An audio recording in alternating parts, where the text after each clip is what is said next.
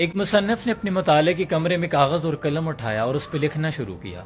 گزشتہ برس میرے پتے کا آپریشن ہوا، نتیجتاً پتا نکال دیا گیا۔ بڑھاپے میں ہونے والے اس آپریشن کی وجہ سے مجھے شدید تکلیف میں سے گزرنا پڑا اور میں کئی ہفتوں تک صرف بستر پہ پڑا رہا۔ اسی سال میری عمر 60 برس ہو گئی اور مجھے اپنی پسندیدہ ترین ملازمت سے سبکدوش ہونا پڑا۔ میں نے نشر و اشاعت کے اس ادارے میں اپنی زندگی کی قیمتی 30 سال گزارے تھے۔ اسی سال میرے والد صاحب کا انتقال ہو گیا اور مجھے اس دکھ بھرے صدمے سے گزرنا پڑا۔ اسی سال میرا بیٹا میڈیکل کے امتحان میں فیل ہو گیا۔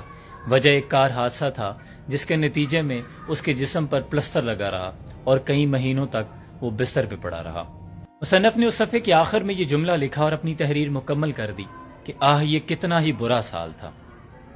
اتنے میں مصنف کی بیوی کمرے میں داخل ہوئی۔ اس نے اپنے شوہر کے چہرے پر غمزدہ تاثرات کو دیکھا اور دیکھا وہ خلاؤں میں گھوم رہا ہے تو قریب آ کر پشت پہ کھڑی ہو گئی۔ کاغذ پہ جو لکھ رہا تھا وہ سب کچھ پڑھ لیا، خاموشی کے ساتھ کمرے سے باہر چلی گئی، اسے اس کے حال پہ چھوڑ دیا۔ کچھ دیر کے بعد وہ کمرے میں دوبارہ داخل ہوئی۔ اس کے ہاتھ میں ایک صفحہ تھا جس پہ کچھ لکھا ہوا تھا۔ اس نے وہ صفحہ لا کے اپنے شوہر کے لکھے ہوئے صفحے کے بالکل برابر رکھ دیا اور اس پہ لکھا تھا، گزشتہ برس میرے پتے کے درد سے مجھے نجات مل گئی، جس میں میں کئی سالوں سے جس درد میں جس کرب میں مبتلا تھا، میرا آپریشن بخیر و عافیت کامیاب رہا اور اسی سال میں نے اپنی زندگی کے 60 سال صحت مند تندرستی والی زندگی کے ساتھ مکمل کر لیے۔ ایک طویل ریاضت کے بعد مجھے ریٹائرمنٹ مل گئی۔ اب میں مکمل راحت اور سکون یکسوئی کے ساتھ کچھ اچھا لکھنے میں اپنا وقت صرف کر سکوں گا۔ اور اسی سال میرے والد صاحب 85 سال کی عمر میں صحت مند تندرستی والی زندگی گزار کر، بغیر کسی بیماری میں مبتلا ہو کر، بغیر کسی پر بوجھ بنے، اپنے خالق حقیقی سے سکون کے ساتھ جا ملے۔